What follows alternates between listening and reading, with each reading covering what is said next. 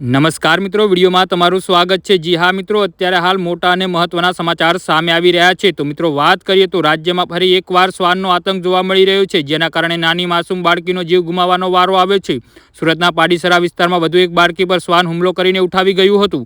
જી હા મિત્રો, અત્યારે હાલ દુઃખદ સમાચાર સામે આવી રહ્યા છે। તો ગુમ થઈ ગયેલી બાળકીને પરિવાર શોધખોળ કરતા ઝાડી ઝાખરમાંથી બાળકી ગંભીર હાલતમાં મળી આવી હતી, જે પછી સિવિલ હોસ્પિટલમાં ખસેડાતા તેને મૃત જાહેર કરવામાં આવી હતી।